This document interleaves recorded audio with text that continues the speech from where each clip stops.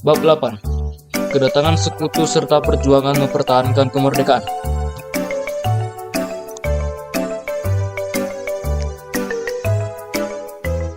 Bagian 1. Perjuangan mempertahankan kemerdekaan dengan kekuatan senjata.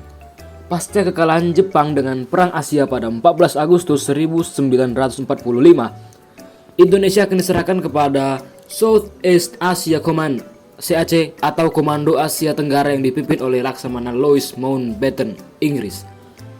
Pada 29 September, pasukan SEAC di bawah bendera AFNI atau Allied Force Netherlands Indies datang ke Jakarta dipimpin oleh Letnan Jenderal Sir Philip Christison. Kedatangan pasukan NICA atau Netherlands Indies Civil Administration yang membonceng pasukan AFNI telah menimbulkan kecurigaan bangsa Indonesia bahwa Belanda akan kembali menjajah bangsa Indonesia. Pertempuran Medan Area. Latar belakang pertempuran ini adalah karena pasukan sekutu dan NICA mempersenjatai para tawanan perang yang sudah dibebaskan dan membentuk Batalion Kendil Medan. Gubernur Sumatera Utara Teuku Mohasan (TKR) dan Barisan Pemuda Indonesia yang dipimpin Ahmad Tahir, seorang penghuni hotel di Jalan Bali, Medan yang menginjak-injak lencana merah putih milik pemuda Indonesia. Hal-hal tersebut adalah hal yang melatar belakangi pertempuran Medan Area. Jalannya pertempuran Medan Area adalah pada 1 Desember 1945, pasukan sekutu memasang papan fix boundaries Medan Area atau batas resmi wilayah Medan. Pada 10 Desember 1945, pasukan Inggris dan NICA menyerang kota Medan. Pemerintah Republik Indonesia di kota Medan mulai terdesak dan terpaksa pindah ke Pematang Siantar. Perjuangan terus dilanjutkan dengan membentuk Komando Resimen Laskar Rakyat Medan Area pada Agustus 1946. Dan ini adalah gambar Gubernur pertama Sumatera Utara yaitu Teuku Mohasan. Pertempuran Ambarawa. Hal yang melatar belakangi pertempuran Ambarawa yaitu pada 20 Oktober 1945. Pasukan sekutu dipimpin oleh Brigadir Jenderal Bethel tiba di Semarang untuk mengurus tawanan perang Jepang. Pasukan NICA yang membonceng pasukan sekutu mempersenjatai para tawanan perang Jepang.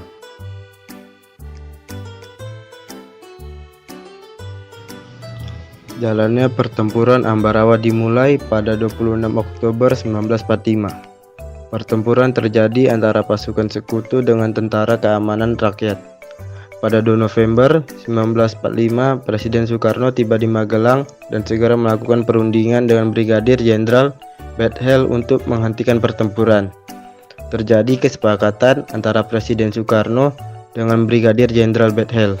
Kemudian, pada 20 November 1945, terjadi kembali pertempuran antara sekutu dengan TKR. Akibat pelanggaran kesepakatan oleh sekutu yang menambah jumlah pasukan di Magelang, Letkol Isdiman gugur dalam pertempuran tersebut dan digantikan Kolonel Sudirman. TKR kembali mendesak pasukan sekutu. Puncaknya pada 15 Desember 1945, TKR berhasil merebut kembali Ambarawa serta mengusir pasukan sekutu dari Ambarawa ke Semarang. Pertempuran Surabaya. Latar belakang peristiwa ini adalah pada 25 Oktober 1945, pasukan sekutu mendarat di Surabaya di bawah pimpinan Brigadir Jenderal AWS Malabi dengan tugas utama melepaskan para tawanan perang Jepang.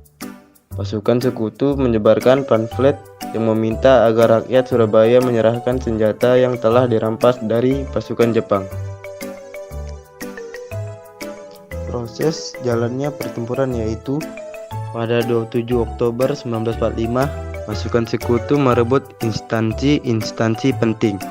Pada 28 Oktober 1945, para pemuda melakukan serangan balik dan berhasil merebut instansi-instansi tersebut. Pada 30 Oktober 1945, Brigjen AWS Malabi yang sedang berpatroli menggunakan mobil Buick tertembak hingga tewas. Sekutu mengeluarkan ultimatum agar rakyat Surabaya menyerah tanpa syarat. Bung Tomo berpidato dengan semangat berapi-api membakar semangat juang TKR dan rakyat Indonesia. Pertempuran berlangsung selama 3 minggu. Meskipun banyak korban jiwa, tetapi kota Surabaya berhasil dipertahankan. Peristiwa Merah Putih di Manado. Latar belakangnya karena pasukan Sekutu dan Nica mengumumkan larangan mengibarkan bendera merah putih di wilayah Minahasa. Jalannya pertempuran ini yaitu Gubernur Sulawesi Selatan memerintahkan dibentuk Perjuangan Pusat Keselamatan Rakyat atau PPKR. Ia juga memprakarsai penyampaian petisi yang sudah ditandatangani 50 orang berisi pernyataan dukungan rakyat Sulawesi terhadap kemerdekaan Indonesia.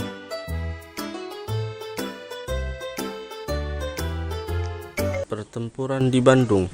Latar belakang yang mempengaruhi pertempuran ini karena pasukan Sekutu dan Nica mengumumkan larangan pengibaran bendera merah putih di wilayah Minahasa.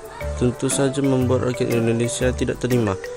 Jalannya pertempuran ini dimulai saat Gubernur Sulawesi Selatan memerintahkan dibentuk Perjuangan Pusat Keselamatan Rakyat PPKR. Ia juga memprakarsai penyampaian petisi yang sudah ditandatangani 50 berisi pernyataan dukungan rakyat Sulawesi terhadap kemerdekaan Indonesia. Pertempuran Margarana terjadi karena kekacauan penduduk Bali terhadap hasil perundingan Ninggajati. Pada 2 dan 3 Maret 1949, Belanda mendatangkan pasukan lebih dari 2.000 orang. Belanda berniat menggabungkan Pulau Bali ke dalam wilayah negara Indonesia Timur. Jalan pertempuran ini Gusti Ngurah bersama pasukan Ciung Wanara mengecuti persenjata pasukan Nica. Pada 20 November 1946, Belanda mengarahkan seluruh pasukan untuk mengisolasi desa Adeng Marga. Belanda juga menambahkan pasukan dari Lombok untuk menggempur pasukan Ciung Wanara. Meskipun telah dikepung, Ngurah dan pasukan terus bertahan sampai titik darah penghabisan. Peristiwa tersebut dikenal dengan peristiwa pertempuran Margarana dan diperingati setiap 20 November. Pertempuran Makassar. Peristiwa di Makassar ini merupakan salah satu peristiwa yang paling kelam dalam perjuangan bangsa Indonesia untuk memperoleh kemerdekaan seutuhnya. Raymond Sterling ingin menumpas pemberontakan para pejuang dan rakyat Makassar, Sulawesi Selatan yang menentang pembentuk negara Indonesia Timur. Belanda melakukan tindakan mengerikan dari tanggal 7 sampai 25 Desember 1946. Dalam kurang waktu itu sekitar 40.000 rakyat sipil yang tidak berdosa dibunuh oleh pasukan Sterling. Melihat kekejaman yang dilakukan Belanda, para pejuang Indonesia tentu nggak bisa tinggal diam. Salah perjuangan tersebut adalah Walter Noministi. Ia merupakan perjuangan muda turut dalam pembentukan Laskar Pemberontakan Rakyat Indonesia Sulawesi LAPRIS. Perjuangan mempertahankan kemerdekaan melalui strategi diplomasi. Di antaranya adalah perundingan Ninggajati, dimulai pada tanggal 10 November 1946 dan ditandatangani pada 25 Maret 1947. Pihak Indonesia diwakili oleh Sultan Syahrir, Mahraem, Mr. Susanto, T. dan Dr. A.K. Ghani.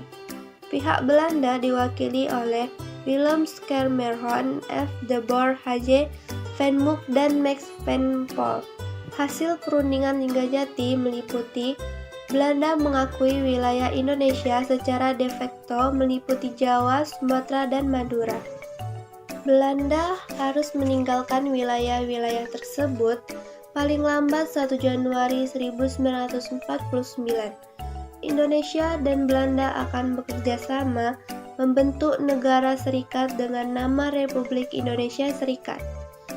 Republik Indonesia Serikat dan Belanda akan membentuk Uni Indonesia Belanda yang diketuai oleh Ratu Belanda. Komisi Tiga Negara.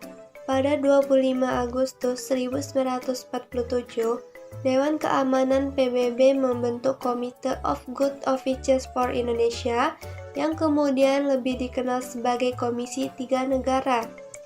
Beranggotakan 3 negara, yaitu Australia diwakili oleh Richard, Belgia diwakili oleh Paul van Zeeland, dan Amerika Serikat diwakili oleh Dr.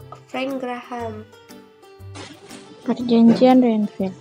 Pada 25 Agustus 1947, Dewan Keamanan PBB membentuk Committee of Good Office for Indonesia, Komite Jasa Baik untuk Indonesia, yang kemudian lebih dikenal sebagai Komisi Tiga Negara, KTN.